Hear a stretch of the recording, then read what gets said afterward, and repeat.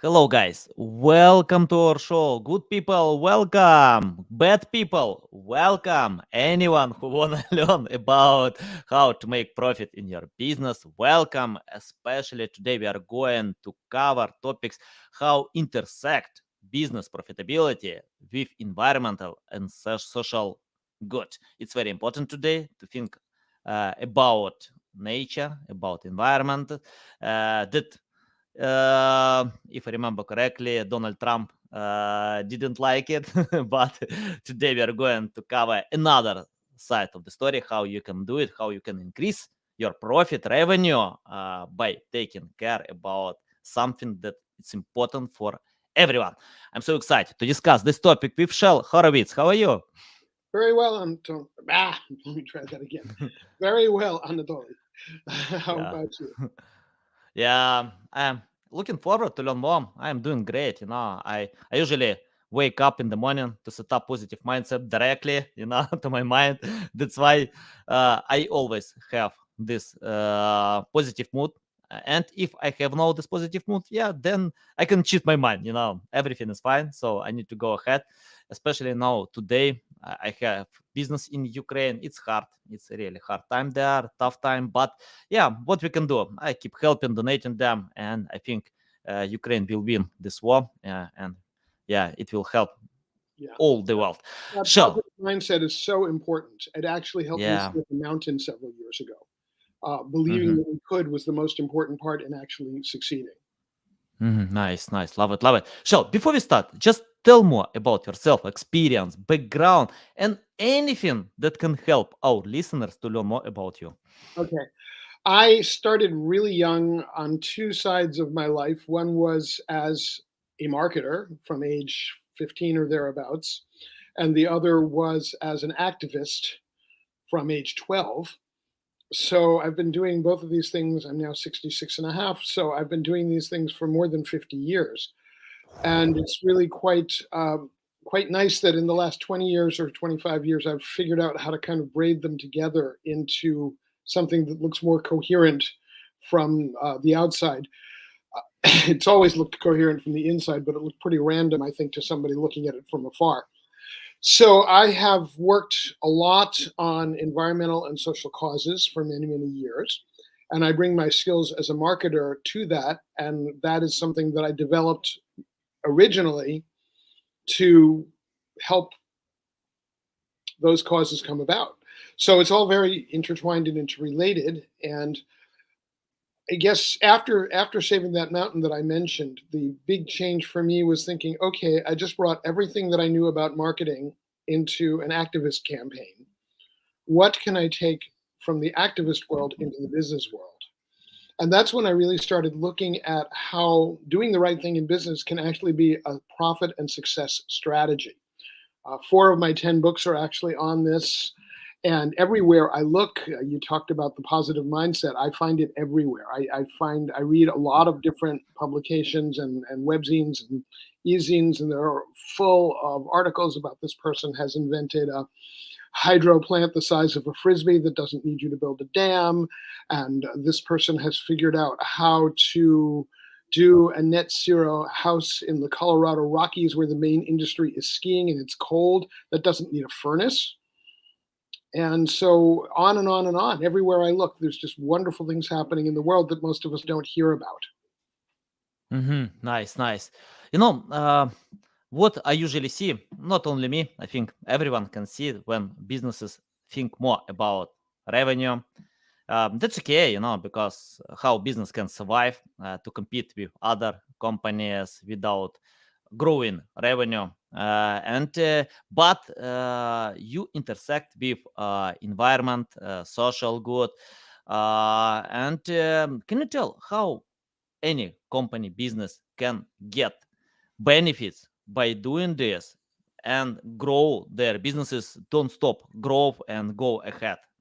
Okay, so the first thing to think about is the direct, obvious benefits. So, if, for Mhm. example, you are more energy efficient, you lower your fuel costs. If you're more resource efficient, you don't have to pay to dispose of stuff you used to throw away. And on it goes. So, there's a direct dollar benefit in that. Then there are the less direct, less obvious benefits, such as increased loyalty of your customer base, which maybe starts telling other people about you and becomes your unpaid sales force. There's the increased productivity and efficiency of your workforce. And these have huge dollar gains, or whatever currency you're using. Um, and I went to a conference several years ago called the Responsible Business Summit, and it was really interesting to me because here, out doing this work since the 1970s, I often felt like a lone wolf crying in the wilderness. And at this conference, there were people running sustainability programs at companies like Coca-Cola, Ford Motor Company, big companies that had realized that those indirect benefits were more than worth the cost they put into their environmental and social justice programs. Hmm. That was kind of exciting. That was really okay. I'm finally in the mainstream because the mainstream caught up to where I was 40 years ago. And Yeah.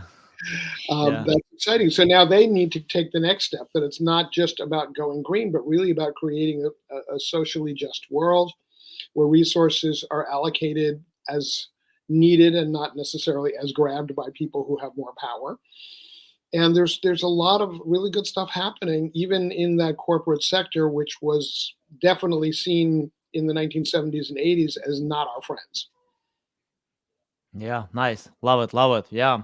I wanna ask about modern world, about that we have today, AI, and I get a lot of questions about AI. What will be? I don't know because my crystal ball doesn't work. I tried a few times after Mhm. buying crypto, some assets, and yeah, I use my crystal ball. I read predictions, forecast online, and got it. It doesn't work. So that's why I wanna ask. Probably you can take your crystal ball and tell us about what kind of future will be, because for example today, uh, founders of ChatGPT, Sam Altman, many other great specialists on this field, told that we need to regulate AI because nobody knows what kind of future will be, and but they still develop and innovate these products even more. Google, Twitter, Facebook, all big tech companies increase investments to develop AI, and they don't know how AI can change this world. They wanna get regulations from government, but I hope AI will not regulate government instead, in the future. So yeah, we'll Well, see your predictions about that and how we can adapt today. I don't know if my crystal ball is any less cloudy than yours, but I have some observations from the present that might be Hmm. relevant. One is that ChatGPT has one really big flaw, is that it doesn't distinguish between truth and stuff it makes up, and they both sound really authoritative. And that, I worry very deeply, is going to undermine education and the self quest for knowledge in ways that we cannot predict. And that concerns me greatly. But I also recognize that chat is not a wonderful tool as in terms of the writing voice it creates. I've played around with it a little bit, not very much. And I think I might use it, for example, to generate some ideas and then write from the ideas, or I might use it to say which of these 10 headlines are likely to perform best. But again, I'm not going to necessarily trust its answers because I've seen answers from chat that are clearly wrong and they sound like, oh my goodness, this must have come from an encyclopedia. It must be true. And so, but as a writer, chat lacks a certain finesse. And I am a professional writer. I have written 10 books and thousands of Hmm. articles and blog posts and newsletters. This is my most recent book, Guerrilla Marketing to Heal Oh, the World. wow. It's the fourth of those four books that I talked about in the intersection of profitability and environmental social good. And it's my 10th book overall.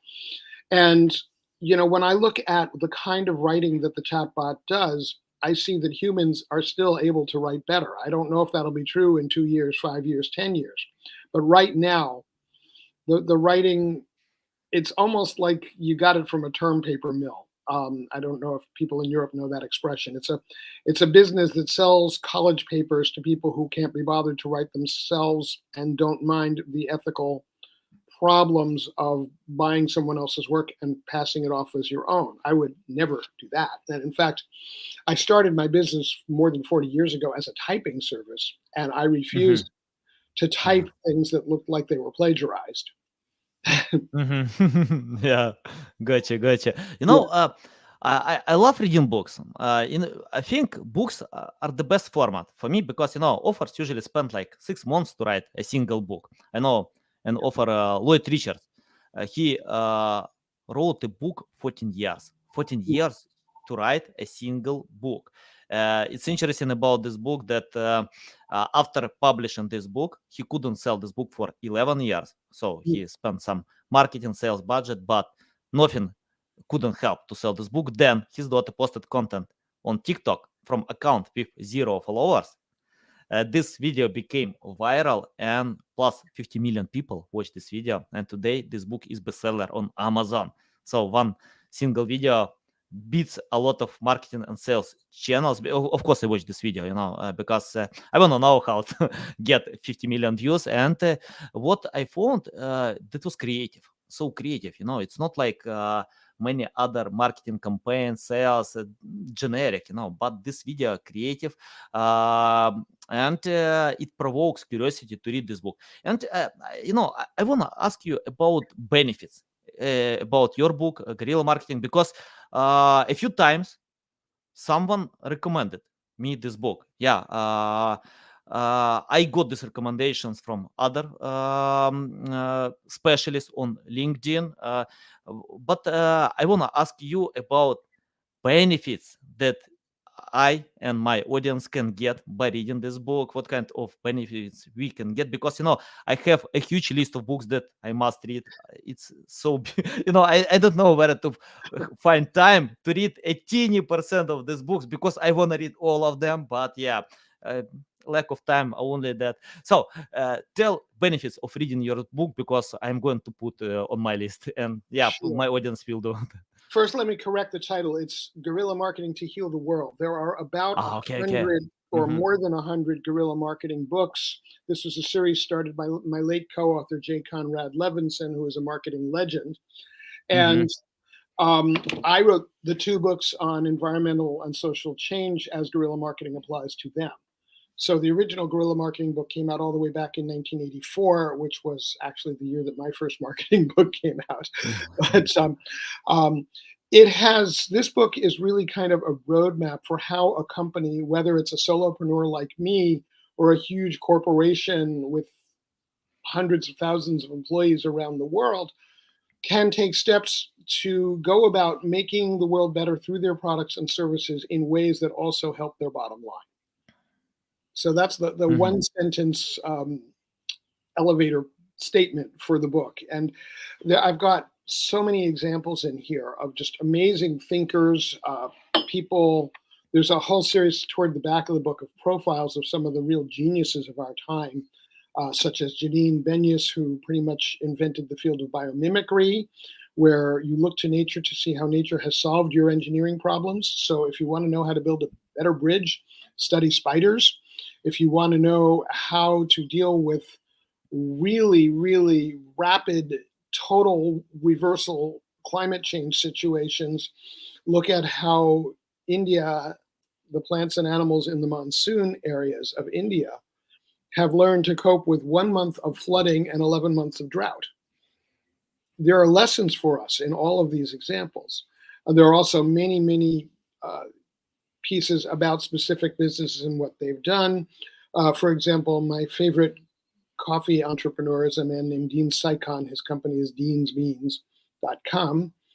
And every single bean that he's roasted since founding in, I think it was 1993, has been organic and fair trade. And he takes a fairly big portion of his profits and reinvests them in the communities where he grows his coffee. He goes to those coffee co-ops and says, here is X amount of dollars. What do you want to do with it? And they come up with all sorts of cool projects. There was one, I think it was in Rwanda, that decided to do a project on men's violence. There are some that want to dig wells so that the women don't have to spend their entire day carrying water back and forth. Some have built schools, but it's village led. It's not anything that he's imposing from the outside. He's simply providing the funding, and he's providing that funding from the money he makes selling their coffee. So it's very circular. And circular, by the way, is a principle I talk about a lot in the book. The idea that one waste stream is another input for something else. Yeah, nice. And that's a very powerful thing. So this could be a simple two-step circle, or it could be many, many steps. For example, you can grow grain to make beer with.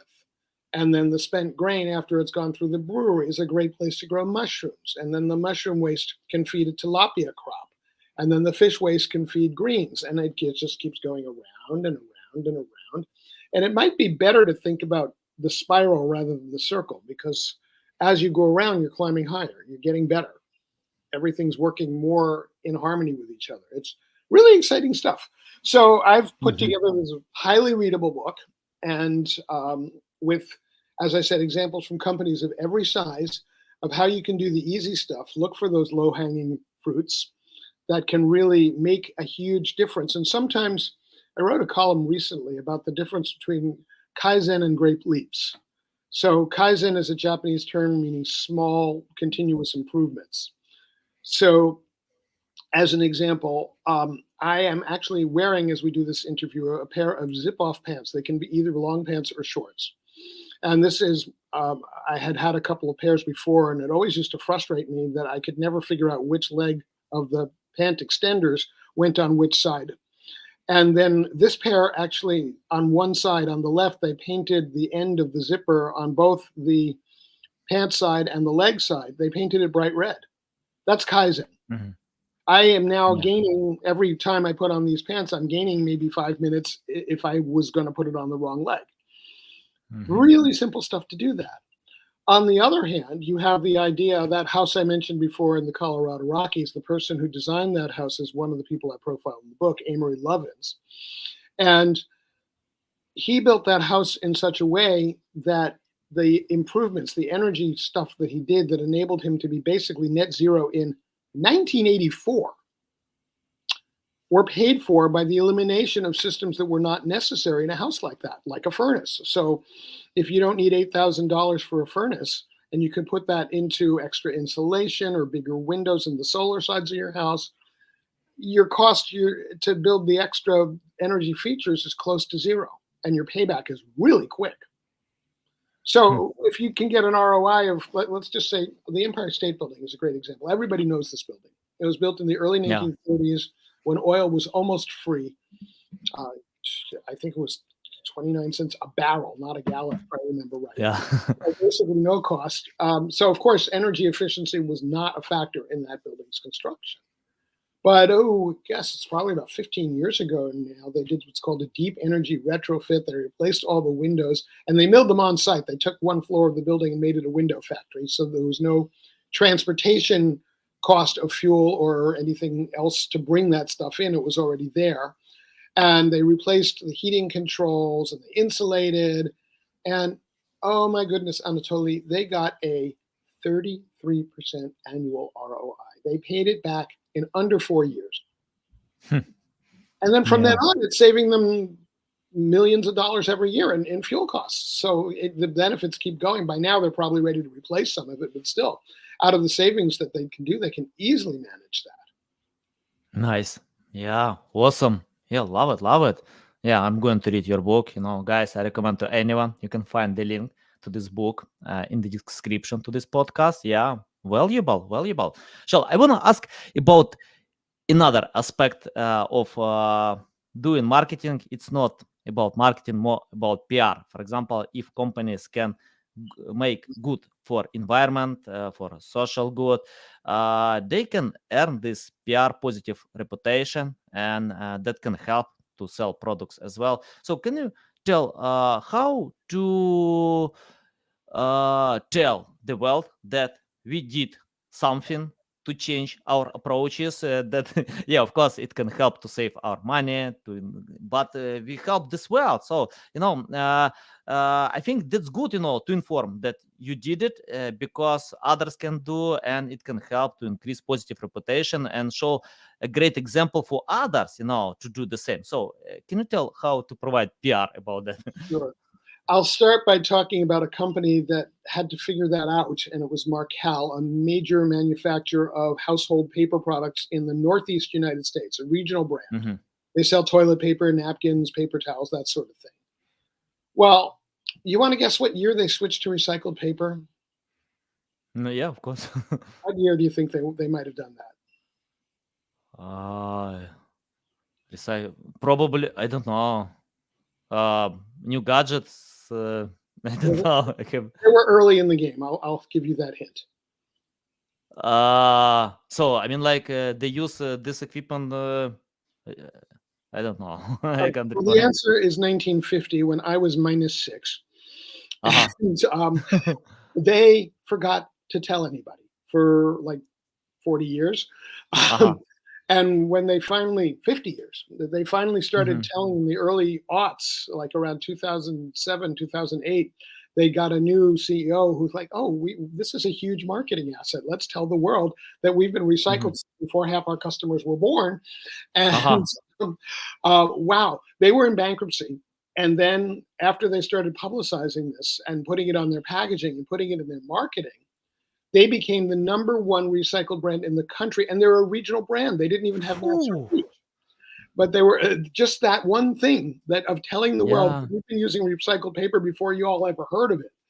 Um, yeah, this was Nice. something that was founded in 1939. It was still a family business, and I actually got to tour their factory some years ago.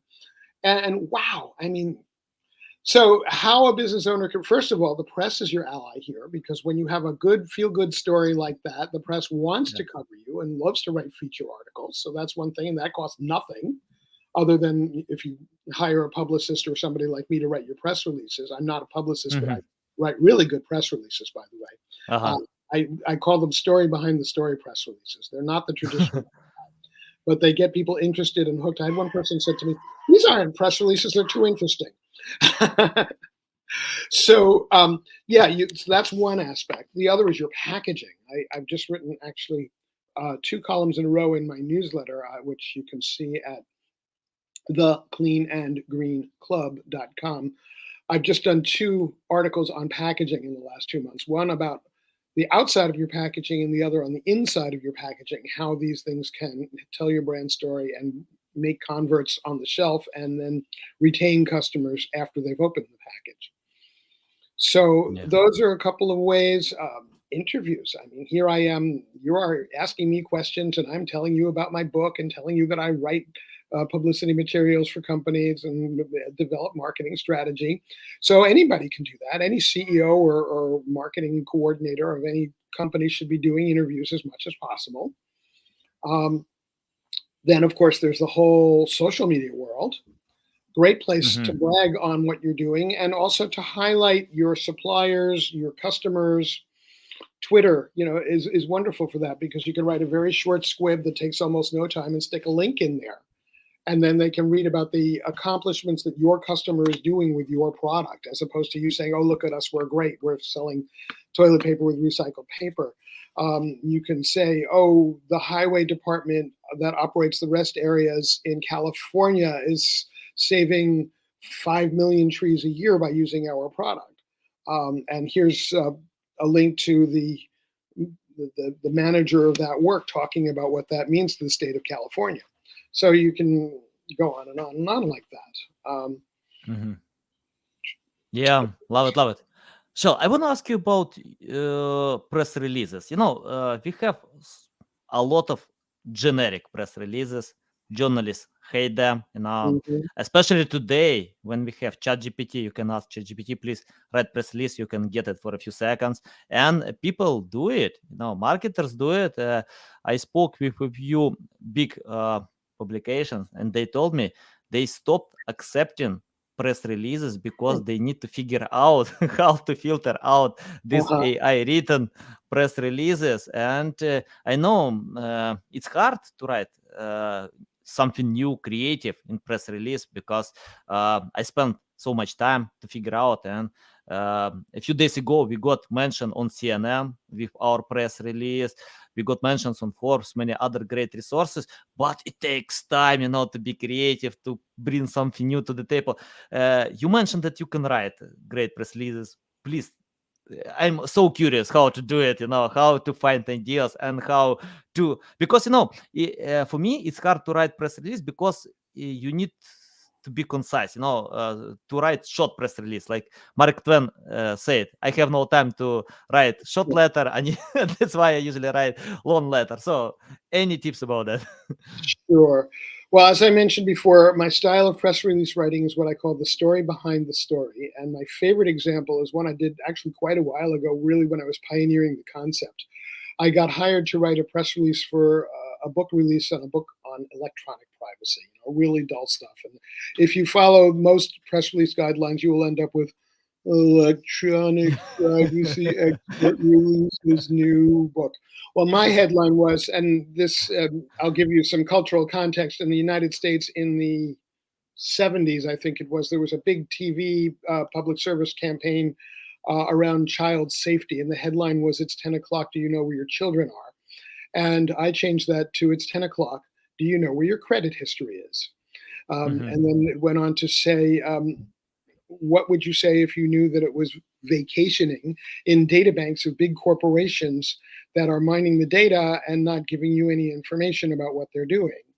And if I were writing that press release today, I would probably focus it on identity theft, which is a much bigger threat now than it was when I wrote this. Mhm. But by this time, they are so totally hooked that when the book finally shows up in paragraph 3, there's like, yeah, I need this. Um, so that's how I turn the whole thing inside out. And I do the same thing if I'm writing, for example, web page copy. I look for what is the benefit to the reader or the threat to the reader of not acting, Mhm. and how can I make that real and tangible, touchable. Um, and that's something that ChatGPT I don't think is going to be able to do for hopefully my lifetime anyway. Yeah, yeah, we'll see. Yeah, I think AI can surprise. It does today, but future will be even more hard for writers. But yeah, as we mentioned many times, many other great experts, they found that ChatGPT is not creative, So today, this tool can't beat writers, but in the future, I don't know. We'll see. So We will. yeah, it's only the beginning of AI journey. So we'll see. Yeah. Okay. And again, it's a great tool as if you Yeah. use it as an assistant and not as the writer. It can sift through massive amounts of data, but the thing is, you have to fact check it all anyway because it's not reliable. Yeah, yeah. You can't rely 100% to this data. I love using this tool. I used AI before ChatGPT. Today I use a lot more because it can help to create content. It increases speed. It's not like if you feed this tool with right data. I remember how Elon Musk did. He posted tweet how he asked ChatGPT hard question on Twitter before when he started to criticize ChatGPT. I think because he lost money on that when he decided to leave this product. But anyway, it's Elon Musk. I respect him. What I found, he asked hard question in this bad language, how Elon Musk can do. But I read a few times his question to understand Elon Musk's points, and he got unique answer. He got unique answer because I usually see when content creators ask how to play guitar, how to lose weight. It's generic, guys. You need just check out how Elon Musk can do. He is not interested to ask generic questions because you can find answer on Google, on YouTube. Yeah, be specific if you want to create something new. So feed more data. By the way, I edit on ChatGPT. This mention that we got on CNN, yeah, we edited our press release on ChatGPT. I asked, please edit for big publications like Forbes, Bloomberg, and yeah, CNN accepted this text. So this tool is great with editing, but not writing something new. You need to find this information. Yeah. Yeah, So it would be like yeah. you might see something that ChatGPT created. I'm going to speak personally to you and your country here.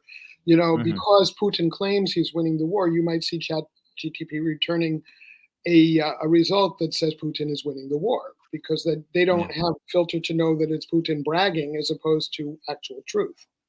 Yeah. Yeah. Oh, yeah, it's so hard because yeah, I read a lot about that before the war. I was not interested today. I can't ignore this topic, and what I can see today that Putin, he's scared about internet, about technologies. He got all information on papers, and according to a few agents that left Russia, they told that yeah, he got this information written on paper, and he doesn't like when someone can read uh, not good news, bad news. That's why they usually write good news for him. So I don't know, but today, yeah, that's good that Ukraine has this support, all these weapons, and yeah, people are so brave. Yeah, I keep helping, donating Ukrainian army, my company, people in Ukraine, because yeah, what we can do, we need to win this war. So because I think all countries had the same issues. The US has in history, other countries. Yeah, we need to overcome these old obsolete regimes. So yeah, to go ahead. And you know, this is something I talk a little bit about, not so much in the book, but in my talks. I do a talk called Impossible is a Dare, based on a Hmm. wonderful quote that is in the book that I will read to you because I love it so much. Here it is. Impossible is just a big word thrown around by small men who find it easier to live in the world they've been given than to explore the power they have to change it. Impossible is not a fact, it's an opinion. Impossible is Hmm. not a declaration, it's a dare. Impossible is potential. Impossible is temporary. Impossible is nothing. Nice. And one of the things I talk about in those Impossible is a Dare speeches is war. And basically, if you look at almost every war in history, it's either about resources or about religion. And if you look at the religious wars, it usually turns out that they're about resources also.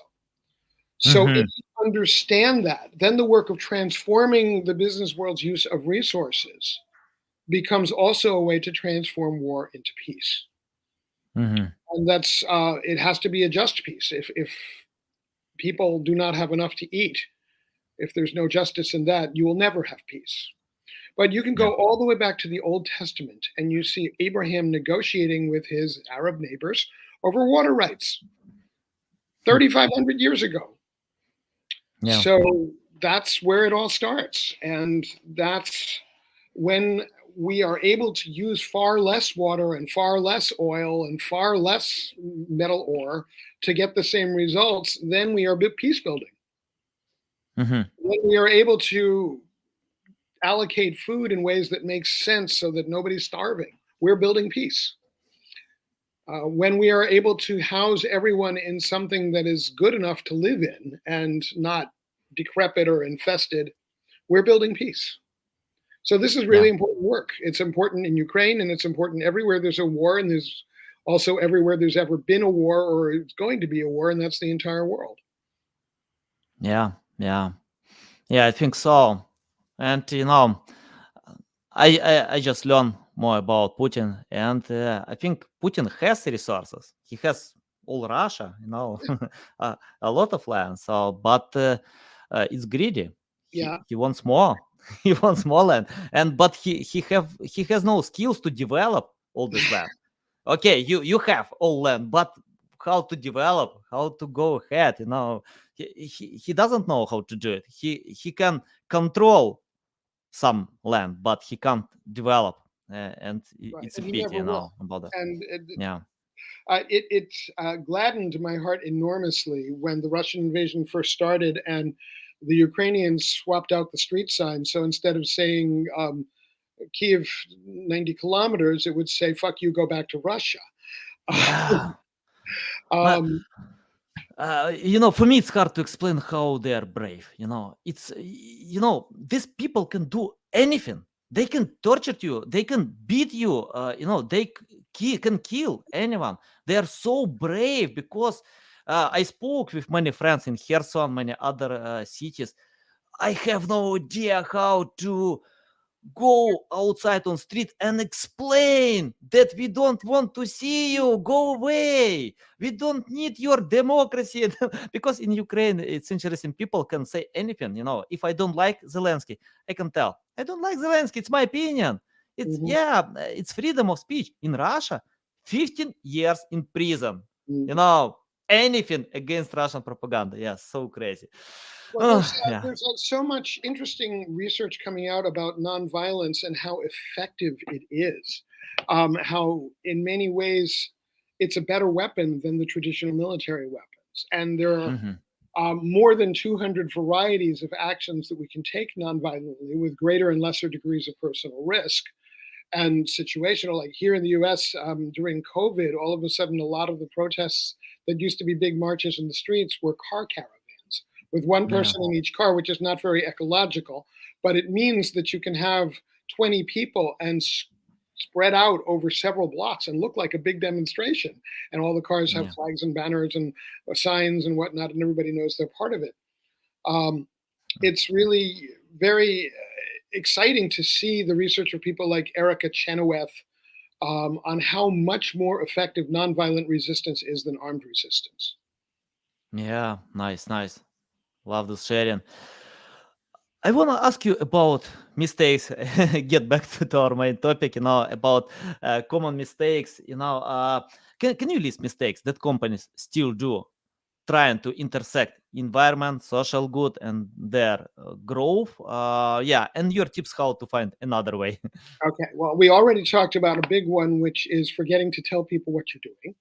But there's Hmm. also the opposite, which is also a mistake, is to tell people you're doing good things when you're really not. We call it greenwashing or progress Ah, washing or fill in the blank washing. And it's first of all, we live in an age where anybody can get information all the time, and you're putting yourself at risk of being caught out not telling the truth. There are whole industries that are doing this. The nuclear power industry pretends it is socially good and environmentally good because the actual running the atoms through the reactor doesn't create greenhouse gases.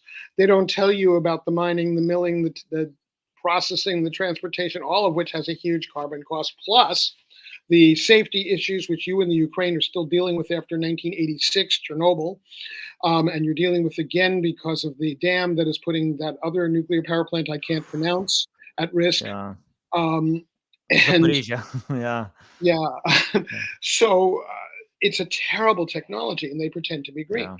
yeah, The technology that produced Roundup, a big chemical product in agricultural world, is yeah. another one that they pretend to be green, and they're not. So don't do that. Be able to back up your claims always. Um, really look at what are the ways that you can have broader impact, okay, and tell those stories. So if you are doing something to support a food pantry, talk about how that food pantry is enabling inner city teenagers to find work and become productive members of society and get Hmm. off the dole, and how on and on it goes, and how the skills that people are getting working in this food pantry or working in a farm that's supplying the food pantry is stuff that they can take with them the rest of their lives, and really look for that bigger impact story. So I don't see Hmm. enough companies doing that. Um, and remember also that if you're going to do these things, you have to kind of go in all the way. You have to look at what are your management patterns like? Are they dictatorial and hierarchical, or are they collaborative? People, the more we get into these things, the more people are going to be looking at these broader holistic pictures. So the companies that do really well are companies like Patagonia that really walk their talk. Um, I just read a book a couple months ago by the former CEO of Unilever, which is one Hmm. of the largest corporations in the world. And it was really refreshing to see, number one, These are all the incredible things they did under his tenure to really make the world a better place. And they did it product by product. So Dove had lots and lots of ad campaigns about how women are beautiful no matter what they look like. Lifebuoy, which is a UK Unilever brand of soap, did stuff about hand washing and how to prevent disease. And this is before the pandemic. And they really walk their talk in that way. But also, Paul Pullman, the main author of the book, was very frank and say, okay, here's where we fell short. Here's where we need to do better. And here's where the entire business world is doing well. And here's where they need to do better. And having that kind of analysis, being willing to hold the mirror up and see the ugly parts as well as the good parts. And say, Yes. okay, now what do we do to fix that? Awesome. Yeah, love it. Love it. Interesting. Shel, I have final question. I have students in my network who are looking for ways how to start from scratch, how to learn. I have businesses who don't know marketing, but they want to get results from marketing. And for example, if I see that customers don't understand SEO, I usually tell them, take my course, learn from Lily Ray, Mike Phillips, Jeff Coyle, many other great experts. Go to YouTube, go to Google. It doesn't matter. Just learn. Find your loving format. Read books. Just get the basic how it works. Then we can cooperate like a cohesive team. We understand why we need to create high quality content, what high quality content means, how to submit call to action, many different things. And I'm curious about the question: if you started today from scratch without any experience, knowledge, skills, it's your first day in this world. What will you do today to learn more about marketing and increasing business revenue? Oh, it's so easy now. When I started in 1981, I started with $200, and 176 of those dollars went to buy a 13-year-old used IBM Selectric typewriter. And I Yeah. had to teach myself everything. And now you can find YouTube, you can read books like mine. And I Yeah. also have my Marketing 101 book, Grassroots Marketing, Getting Noticed in a Noisy World. And there's social media tools. And it's so easy. The big problem now is trying to sort out what is the good information and how much of it do I need to absorb before getting going. And I say, get going, start right away. Keep your expenses down, be lean. I my first year in business, I made, I think it was $5,000, but it was a Mhm. start. And it was a start. And my expenses were very low, other than the typewriter. And actually, I took my profits after um, the first year, and I bought a better typewriter, one collecting IBM Selectric. That now everybody starts with a computer. If you don't have one already, you can get one used for a pittance, and you can use these tools. But also, because people are listening here, I normally give anybody who asks a 15-minute consultation on how they can adapt their particular business to these great social and environmental goals that we've been talking about. But for the people listening here, it'll be a half hour free. In that time, you Mhm. can get a Nice. lot of help. It's not just a sales call. It's really looking at you and what is your situation. And these are things that occur to me that you might want to try. And of course, yes, I'm hoping that some of these people will then work with me to uh, to bring it further. But it's free advice, and that's something that Yeah. is really worth a lot. I'm not going to be shy about saying I'm good at what I do. Nice. You're so kind. Yeah, love it, love it. Shell, it's a big pleasure to get on my show, to learn from you. I'm going to read your books. I put to my huge list. And Of course, I will also yeah. make sure that I send you the link for how to book that 30-minute consultation. Okay, yeah. Send me to my email. I'll submit, guys, to the podcast episode, so you can find links to social media accounts, LinkedIn, Twitter, to books, to consultation link. So just open in the description below.